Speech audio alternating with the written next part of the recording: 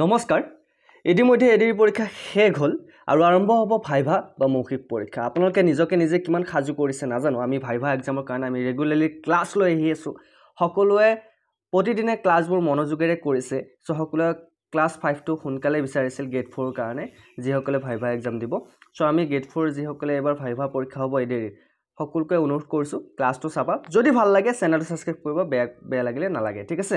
আৰু প্ৰথম 1 ৰ পৰা 4 নম্বৰলৈকে ক্লাছ কিটা কৰান্তে কৰিবা তাৰ পিছত 5 নম্বৰ ক্লাছটো কৰিবা ঠিক আছে সো দেৰি নকৰি প্ৰথম আৰম্ভ কৰিছো তোমালোকে মই প্ৰথম ক্লাছত শিকাইছিলো যে পাৰ্সোনালিটি টেষ্টৰ ওপৰত তোমালোকক কেনেকুৱা ধৰণৰ কোৱেশ্চন সুধিব পাৰে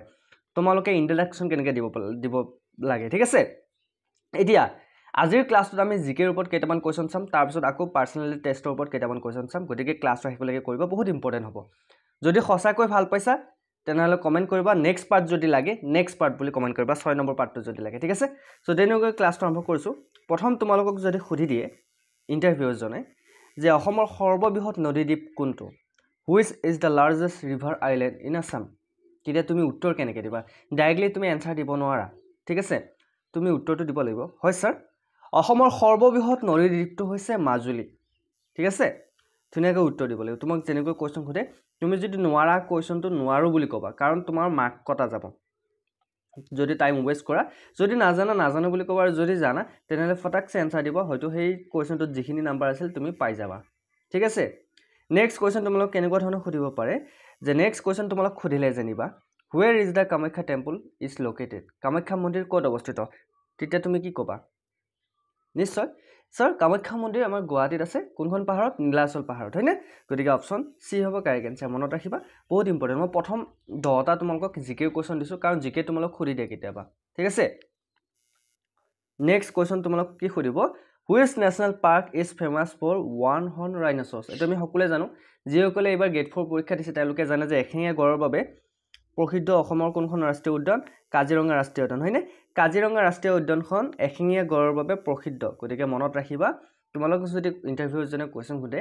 এশিঙীয়া গড়ৰ বাবে কোনখন ৰাষ্ট্ৰীয় উদ্যান প্ৰসিদ্ধ তেনেহলে তোমালোকে মনত ৰাখিব লাগিব কাজিৰঙা ৰাষ্ট্ৰীয় উদ্যান ঠিক আছে পাৰিবা নহয় কোৱেশ্চন খুদিবই তোমালোকক যিকোনো ধৰণৰ কোৱেশ্চন খুদিব পাৰে পাৰ্সোনালিটি টেষ্টৰ ওপৰতো খুদিব পাৰে জেনেৰেল নলেজৰ ওপৰতো খুদিব পাৰে তোমালোকৰ জেনেৰেল নলেজ কিমান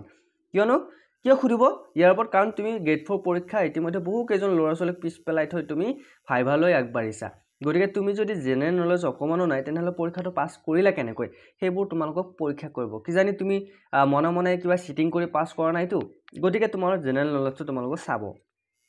নেক্সট কোৱেশ্চন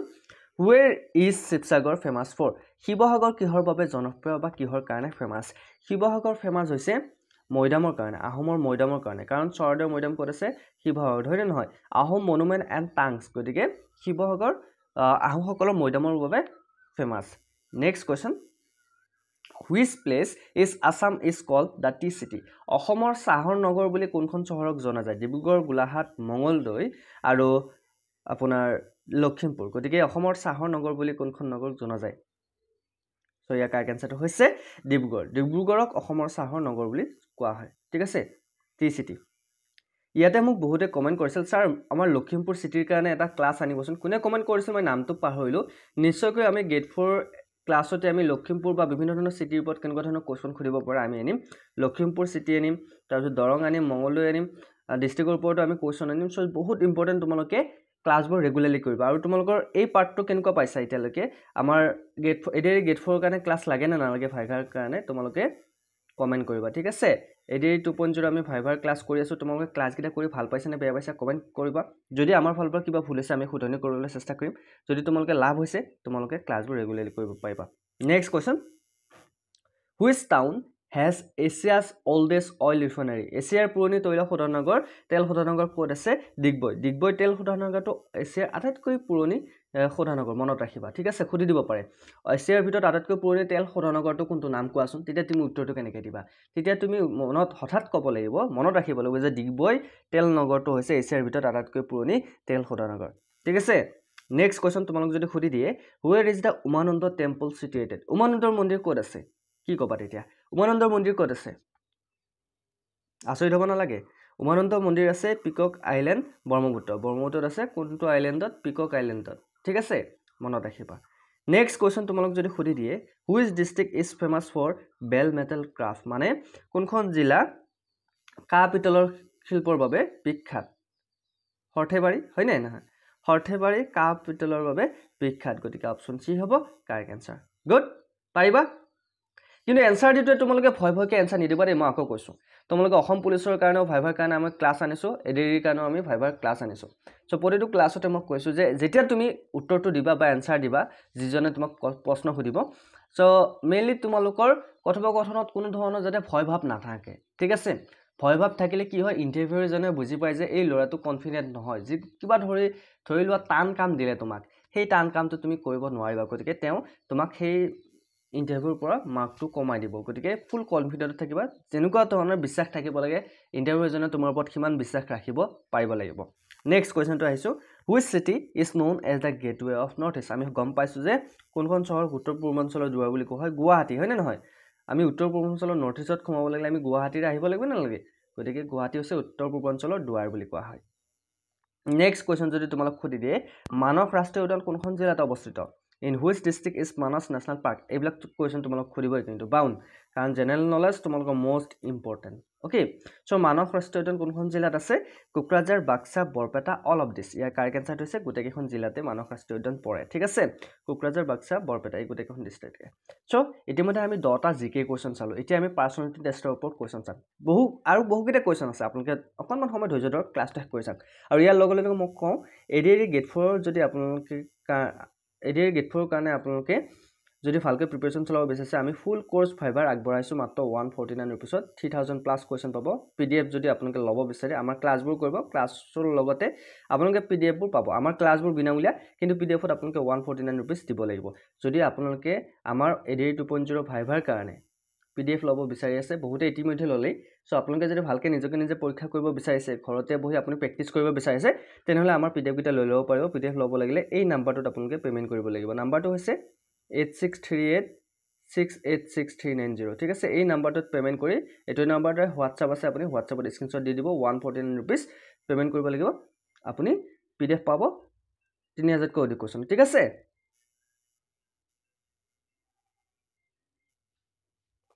চ' গম পালা সেইটো নাম্বাৰ তোমালোকে পে'মেণ্ট কৰি স্ক্ৰীনশ্বট দি দিলে গেট 4 কাৰণে PDF পাই যাবা যিসকলক লাগে আৰু যিসকলক নালাগে তোমালোকে ক্লাছ বুক কৰিবা ঠিক আছে যদি ইণ্টাৰেষ্টেড হয় যদি ভাবা ভালকৈ ছাৰে দিয়া PDF কেইটা আমি চাম বহুকেইটা কুৱেশ্যন আমি আগবঢ়াইছোঁ মাত্ৰ 149 ৰুপিছত যদি ল'ব বিচাৰে লৈ ল'ব পাৰা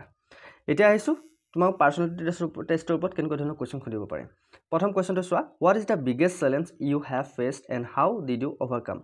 গতিকে তুমি ফেচ কৰা আটাইতকৈ ডাঙৰ চেলেঞ্জটো কি আৰু তুমি সেই চেলেঞ্জটো কেনেকৈ একচেপ্ট কৰা তেতিয়া তুমি উত্তৰটো কেনেকৈ দিব লাগিব তুমি উত্তৰটো দিব লাগিব হয় ছাৰ মোৰ সৰ্ববৃহৎ চেলেঞ্জ আছিল পঢ়াই আৰু পাৰ্ট টাইম কাম একেলগে চলোৱা কিয়নো বৰ্তমান বহু ল'ৰা ছোৱালী আছে যি পঢ়িও আছে আৰু ঘৰখন চলাবলৈ বা নিজৰ হাত খৰচ চলাবলৈ পাৰ্ট টাইম কাম কৰি আছে গতিকে তুমি তোমাৰ মতে ক'ব পাৰা এইটো কুৱেশ্যনৰ এনচাৰ যে তোমাৰ চেলেঞ্জটো কি যে ধৰা হ'ল মই ইণ্টাৰভিউ দিছোঁ বা মোৰ মতে মোৰ সৰ্ববৃহৎ চেলেঞ্জ আছিল পঢ়া আৰু পাৰ্ট টাইম কাম একেলগে চলোৱা মই শৃংখলাবদ্ধতা আৰু সময় ব্যৱস্থাপনাৰে পাৰ হৈ আহিছিলোঁ আৰু মই সকলোবোৰ কাম মই সময়মতে কৰিছিলোঁ মেইনটেইন কৰিছিলোঁ গতিকে এইটো এটা মোৰ কাৰণে চেলেঞ্জ আছিল ধুনীয়াকৈ উত্তৰ দিবা ঠিক আছে নেক্সট কুৱেশ্যন তোমালোক কেনেকুৱা ধৰণৰ সুধিব পাৰে নেক্সট কুৱেশ্যন যদি সুধি দিয়ে describe a situation where you failed what did you learn তোমাৰ এটা ঘটনা উল্লেখ কৰা বা ব্যাখ্যা কৰা য'ত তুমি ফেইলাৰৰ মুখামুখি হৈছা ফেইল হৈছা তেতিয়া তুমি উত্তৰটো দিব লাগিব তোমাৰ মতে যেনেকুৱা ধৰণৰ তুমি চিটুৱেশ্যন পাইছা ঘটনা তোমালোকক ঘটিছে তেনেকৈ উত্তৰ দিবা চ' মই কৈ দিছোঁ চ' উত্তৰটো এনেকৈ দিব লাগিব হয় ছাৰ একবাৰ মই সহজ বুলি ভাবি এটা পৰীক্ষাত বিফল হৈছিলোঁ মই শিকিলোঁ যে কোনো কথা সহজভাৱে ল'ব নালাগে আৰু সদায় ভালদৰে প্ৰস্তুত হ'ব লাগে উত্তৰটো কিমান ধুনীয়াকৈ দিব পাৰি হয়নে যদি এনেকুৱা ধৰণৰ উত্তৰ নিদি যধে মধে আমি উত্তৰ দিওঁ ইণ্টাৰভিউজনে মাৰ্ক কিয় নাকাটিব কিয় আমাক চিলেক্ট কৰিব কাৰণটো কম্পিটিশ্যন বহুত টাফ হয়নে নহয় কমে 2-3 লাখ ল'ৰা ছোৱালীয়ে পৰীক্ষা দিছে তাৰপিছত কমে 1 লাখ মান ল'ৰা ছোৱালীয়ে ভাইভা দিব তাৰপিছত তাৰ মাজতে তোমাক কিয় চিলেক্ট কৰিব কাৰণ তোমাৰ উত্তৰত এটা শক্তি থাকিব লাগিব যাতে ইণ্টাৰভিউজনক বাধ্য কৰাই তোমাক চিলেক্ট কৰিবলৈ ঠিক আছে বুজি পাইছা নহয় কি কৈছোঁ অ'কে নেক্সট কুৱেশ্যন তোমালোক কি সুধিব পাৰে নেক্সট কুৱেশ্যন যদি সুধি দিয়ে হাউ ডু ইউ হেণ্ডেল ক্ৰিটিজিমটো কৰে মানুহে সমালোচনা কৰে ঠিক আছে তুমি যদি অফিচত আমাৰ ইয়াতে যদি যোগদান কৰা ঠিক আছে এসপ্তাহ নহওঁতে যদি তোমাক লৈ তোমাৰ কলিগছ বা তোমাৰ সহকৰ্মীসকলে তোমাক লৈ সমালোচনা কৰে ক্ৰিটিজিম কৰে তুমি কেনেকৈ সেইটো হেণ্ডেল কৰিবা বা তোমাৰ ঘৰৰ ওচৰত বা ঘৰৰ পৰিয়ালে তোমাক যদি ক্ৰিটিজিম কৰে কেনেকৈ হেণ্ডেল কৰিবা তেতিয়া তুমি উত্তৰটো কেনেকৈ দিব লাগিব ভালকৈ শুনিবা উত্তৰটো দিবা উত্তৰটো দিওঁতে ছাৰ শব্দটো বা বাইদেউ শব্দটো ৰাখিবলৈ নাপাহৰিবা ঠিক আছে হয় ছাৰ মই মন দি শুনো সেই ব্যক্তিক ধন্যবাদ জনাওঁ আৰু নিজৰ উন্নতিৰ উপায় ভাবোঁ মই সমালোচনাক উন্নতিৰ সুযোগ হিচাপে লৈছোঁ মানুহে সমালোচনা কৰিবই মানুহে ভাল কামো সমালোচনা কৰে বেয়া কামো সমালোচনা কৰে যদি আপুনি ভাল কৰিছে তেনেহ'লে মানুহেও তাতে ভুলবোৰ উলিয়াবই কিন্তু আপুনি নিজৰ কামৰ ওপৰত বিশ্বাস ৰাখিব লাগিব নিজৰ ওপৰত বিশ্বাস ৰাখিব লাগিব আৰু নিজৰ সততাৰ ওপৰত বিশ্বাস ৰাখিব লাগিব আপুনি যদি সঠিক কাম কৰি আছে মানুহে যদি বেয়া বুলিও ভাবিছে যদি সেই কামটো 10 জনৰ ভাল কৰিছে নিশ্চয়কৈ এদিন মানুহবোৰে বুজি পাব আৰু যিয়ে আজি আপোনাক বেয়াকৈ সমালোচনা কৰিছে এদিন সেই মানুহে আপোনাক ভাল কাম ভাল নামৰ গুণ গাব মই ভাবোঁ কামেই মোৰ কাৰণে আটাইতকৈ ডাঙৰ শক্তি আৰু যদি মই ভাল কাম কৰোঁ নিশ্চয়কৈ মানুহে আজি যদি সমালোচনা কৰিছে কাইলৈ মোৰ ভাল গুণ গাব এনেকৈ ধুনীয়াকৈ উত্তৰ দিব লাগিব ঠিক আছে নেক্সট কুৱেশ্যন যদি তোমাক সুধি দিয়ে if given a task you don't know what will you do মই যদি তোমাক কিবা এটা চেলেঞ্জ দিওঁ কিবা এটা টাস্ক দিওঁ আৰু তুমি যদি সেই বিষয়ে নাজানা কি কৰিবা কাৰণ অফিচত তুমি নতুনকৈ গৈছা নতুনকৈ জইন হ'বা নতুনকৈ জইন হোৱাৰ পিছত কেতিয়াবা এনেকুৱা ধৰণৰ কাম পাবা তুমি যিটো কাম তুমি এক্সপেক্টেই কৰিব নোৱাৰা এনচাৰটো কেনেকৈ দিবা তুমি বহুবোৰ ক্লাছ পাইছা বহুতৰে ক্লাছ পাইছা কিন্তু আমাৰ দৰে ক্লাছ তোমালোকে বেলেগত যদি পাইছা ক'বা আৰু তোমালোকে যদি বিশ্বাসী মানুহ ক্লাছ প্ৰথমৰ পৰা কৰিছা নিশ্চয়কৈ তোমালোকে জানা আমাৰ কমন কুৱেশ্যন আমি বহুকেইটা ক্লাছ কৰিছোঁ অলৰেডি বহুতে ছাকচেছ পাইছে আমাৰ ক্লাছ কৰি সো তোমালোকে যদি আমাৰ ক্লাছৰ লগতে আমাৰ পিডিএফবোৰ লৈ ল'ব বিচাৰা তোমালোক নাম্বাৰটো আকৌ এবাৰ দিছোঁ বহুতে সুধি থাকে ছাৰ পিডিএফ কেনেকৈ পাম সো এইটো নাম্বাৰ তোমালোকে 149 ৰুপিজ পে'মেণ্ট কৰি হোৱাটছএপত স্ক্ৰীনশ্বট দি দিবা মৌখিক পৰীক্ষা বা ভাইভাৰ কাৰণে তোমালোকে পিডিএফ লাভ কৰিব নাম্বাৰটো হৈছে 8638686390 ঠিক আছে দেৰি নকৰি তোমালোকে পিডিএফ কেইটা লৈ লোৱা আৰু নিজকে নিজে প্ৰেক্টিছ কৰা বহুকেইটা কুৱেশ্যন আছে চাই যাবা ঠিক আছে মাত্ৰ 149 ৰুপিজ পে'মেণ্ট কৰিব লাগিব কিমান পইচা বহুতে সুধি থাকে 149 ৰুপিজত তোমালোকে 3000তকৈ অধিক কুৱেশ্যনৰ পিডিএফ লাভ কৰিবা যি খুবেই ইম্পৰ্টেণ্ট হ'ব ঠিক আছে স্ক্ৰীনশ্বট মাৰি লোৱা নাম্বাৰটো অ'কে সো তুমি এনচাৰটো কেনেকৈ দিবা তুমি এনচাৰটো দিব লাগিব হয় ছাৰ মই সহায় বিচাৰিম তৎপৰতাৰে শিকিম আৰু কামটো সঠিকভাৱে সম্পূৰ্ণ কৰিবলৈ চেষ্টা কৰিম সহায় বিচৰা মোৰ বাবে লাজৰ কথা নহয় মই আনৰ পৰা সহায় বিচাৰিলে মই লাজ নাপাওঁ মানুহে যিটো কাম নাজানে সকলোৰে প্ৰথমতে ভুল হ'ব পাৰে এতিয়া মই যদি নতুনকৈ অফিচত জইন হওঁ হয়তো মই কিছুমান কাম নাজানিব পাৰোঁ আৰু সেইটো কাম হয়তো বেলেগ এজন পাৰ্গত গতিকে মই তেখেতৰ সহায় বিচাৰোঁতে মই লাজ পাব নালাগে গতিকে মই পৰালৈকে কামটো বুজিবলৈ চেষ্টা কৰিম আনৰ সহায় ল'ম আৰু শিকিম অতি সোনকালে কামটো মই শিকিম ধুনীয়াকৈ উত্তৰ দিব পাৰিব লাগিব ঠিক আছে নেক্সট কুৱেশ্যন তোমালোক কেনেকুৱা ধৰণৰ সুধিব পাৰে নেক্সট কুৱেশ্যন যদি সোধে if you were the boss for one day what will you change যদি তোমাক আমাৰ অফিচৰ এদিনৰ কাৰণে যদি তোমাক বছ বা মালিক হিচাপে তোমাক বনাই দিয়া হয় তুমি কি কৰিবা কি চেঞ্জ কৰিবা তেতিয়া আপুনি ধুনীয়াকৈ উত্তৰ দিব লাগিব হয় ছাৰ মই যদি এদিনৰ বাবে এই অফিচটোৰ বছ হ'ম তেনেহ'লে মই কৰ্মচাৰীসকলৰ মাজত দলগততা আৰু যোগাযোগ উন্নত কৰিবলৈ মনোযোগ দিম কাৰণ এটা সবল দলেই বেছি সফলতা আনে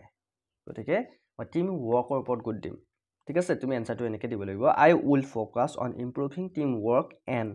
communications among staff because a strong team achieve more ধুনীয়াকৈ এনচাৰ দিব পাৰিব লাগিব ঠিক আছে নেক্সট কুৱেশ্যন তুমি কেনেকৈ দিবা নেক্সট কুৱেশ্যন যদি তোমাক সোধে what qualities make you different কেনেকুৱা ধৰণৰ কোৱালিটিয়ে তোমাক আনৰ পৰা পৃথক বনায় ঠিক আছে তেতিয়া তুমি উত্তৰটো দিব লাগিব হয় ছাৰ মই বহুত শৃংখলাবদ্ধ সৎ আৰু নতুন কথা শিকিবলৈ সদায় উৎসাহী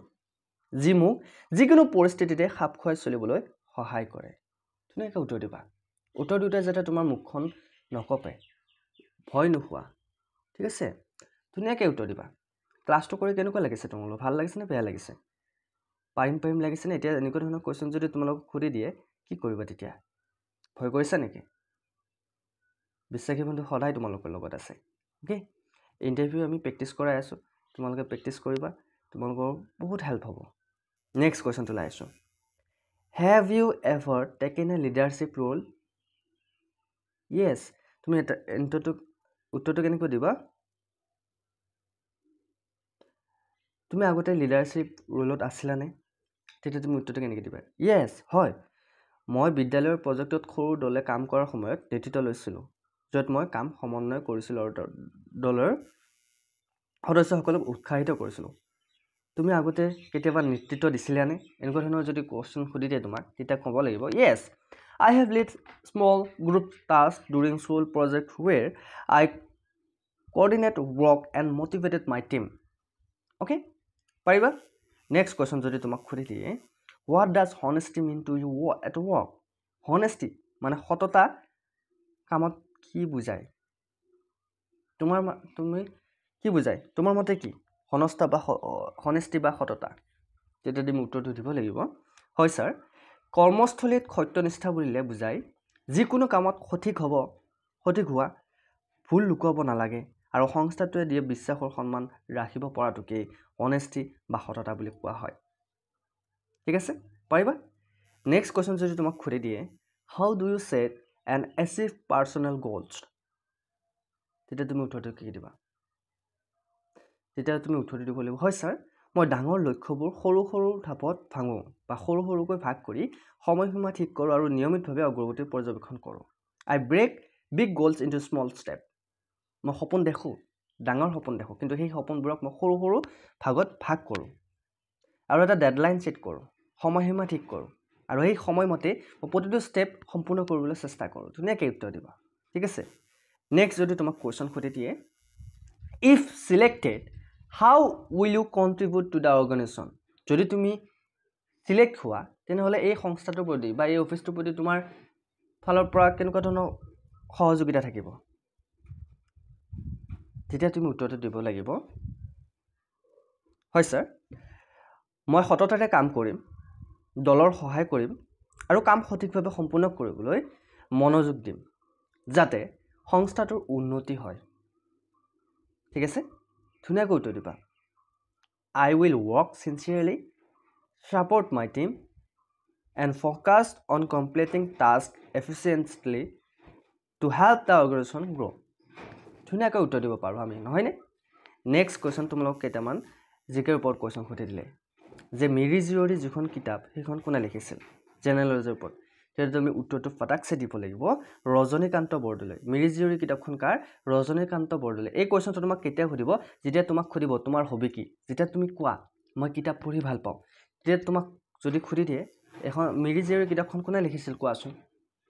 যেতিয়া তুমি যদি উত্তৰ দিব নোৱাৰা তেনেহ'লে তোমাৰ লাজ লাগিব হয়নে কাৰণ তুমি কিতাপ পঢ়ি ভাল পোৱা গতিকে যিটো বস্তু কোৱা তুমি সঠিকভাৱে ক'বা সত্যভাৱে ক'বা যিটো তুমি কৰি ভাল পোৱা যদি কিতাপ পঢ়ি ভাল নোপোৱা এনে পাওঁ বুলি নক'বা ঠিক আছে সো মিৰি জীয়ৰী কোনে লিখিছিল মনত ৰাখিবা ৰজনীকান্ত বৰদলৈ মিৰি জীয়ৰী লিখিছিল ওকে নেক্সট কুৱেশ্যনটো কি হ'ব কোৱা যে when did the Assam become a part of British India Assam কেতিয়া ব্ৰিটিছৰ অধীনলৈ আহিছিল তেতিয়া তুমি মনত ৰাখিব লাগিব 1826 চনত ইয়াণ্ডাবু সন্ধি হৈছিল ঠিক আছে ইয়াণ্ডাবু সন্ধি কেতিয়া হৈছিল তোমাক কুৱেশ্যনটো এনেধৰণে সুধিব পাৰে ইয়াণ্ডাবু সন্ধি 1826 চনৰ 24 ফেব্ৰুৱাৰী তাৰিখে হৈছিল ঠিক আছে ইয়াণ্ডাবু চুক্তিৰ পিছতে অসম ব্ৰিটিছৰ অধীনলৈ গৈছিল মনত ৰাখিবা নেক্সট যদি তোমাক সুধি দিয়ে অসমৰ ৰাজ্যিক ফুল কি তেনেহ'লে ফক্সটেল অৰ্কিড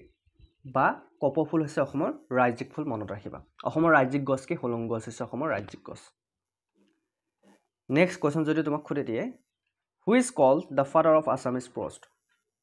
ঠিক আছে অসমৰ গদ্য সাহিত্যৰ জনক বুলি কাক কোৱা হয় ভট্টদেৱক কোৱা হয় ঠিক আছে এইটো শ্ৰীমন্ত শংকৰদেৱক বুলি দিয়া আছে অসমৰ গদ্য সাহিত্যৰ পিতৃ বুলি কাক কোৱা হয় ভট্টদেৱক এইটো এনচাৰ ভট্টদেৱ হ'ব লাগে ভট্টদেৱক গদ্য সাহিত্যৰ পিতৃ বুলি কোৱা হয় next question which city is known as the tea capital of world গতিকে টি চিটি কোনখন যোৰহাট হয়নে মনত ৰাখিবা next question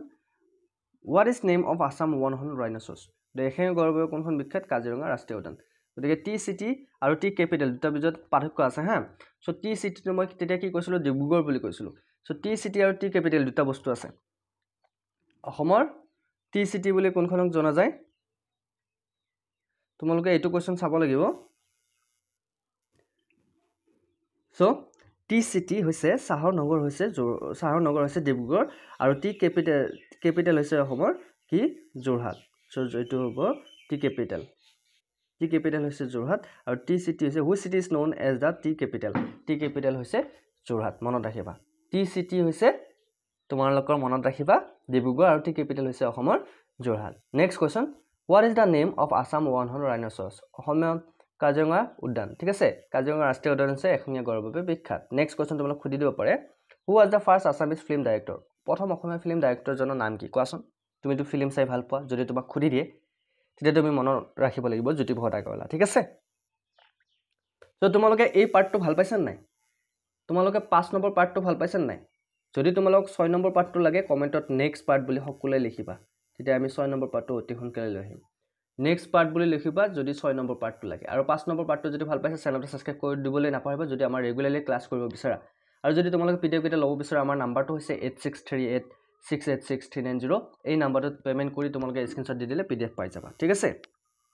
so next question তোমালোক খুদি দিয়ে যদি name one famous Assamese dance অসমৰ আটাইতকৈ এটা ফেমাছ নৃত্যৰ নাম লিখাচোন তেনেহলে তোমালোকে লিখিব লাগিব বিহু নৃত্য ভৰালী নৃত্য যিকোনো এটা তোমালোকে লিখিব পাৰিবা next question when was battle of খৰাইহাটৰ যুদ্ধ কেতিয়া হৈছিল বহুতে নাজানে 1671 চনত খৰাইহাটৰ যুদ্ধ হৈছিল ঠিক আছে কিমান চনত 1671 চনত who is the current governor of Assam বৰ্তমান অসমৰ গভৰ্ণৰ কোন এই কোৱেশ্চনৰ আনসাৰ বহুতে নাজানে এটো চাই লবা তোমাৰ যেটো ভাইবা হ'ব না সো যেটো ভাইবা হ'ব তোমালোকৰ ভাইবাৰ কাৰণে বহুত প্ৰিপাৰেচন তোমালোকক চলাব লাগিব ঠিক আছে সো চলাব লাগিব আৰু এই প্ৰিপাৰেচনৰ লগত আমাৰ সহায় যদি তোমালোক লাগে বিশেষি বন্ধু চেনেলটো সাবস্ক্ৰাইব কৰিব পাৰালৈকে শেয়াৰ কৰিব বহুত ইম্পৰ্টেন্ট কোৱেশ্চন আমি লৈ আহোঁ মনত ৰাখিবা বহুত ইম্পৰ্টেন্ট কোৱেশ্চন আমি ডেইলি লৈ আহিছো তো অসমৰ বৰ্তমান গভৰ্ণৰ কোন তোমালোকে এইটো কোৱেশ্চন চাই লবা ঠিক আছে এইটো কোৱেশ্চন তোমালোক হোমৱৰ্ক দিছো সো ক্লাছটো যদি কৰি ভাল লাগিছে লাইক কমেন্ট শ্বেয়াৰ কৰি আমাৰ বিশেষি বন্ধু চেনেলটো সাবস্ক্ৰাইব কৰি দিবলৈ নাপাহৰিবা আৰু মই সকলোকে কৈছো যদি নেক্সট পাৰ্ট লাগে তোমালোকে কমেন্টত নেক্সট বুলি লিখিবা তেতিয়াহলে আমি 6 নম্বৰ ক্লাছটো অতি সোনকালে আনিম ঠিক আছে সো আজিলৈ মানে অন্যটো ভিডিঅ'ত আকৌ লগ পাব প্ৰতিশ্ৰুতি জয় হিন্দ জয় অসম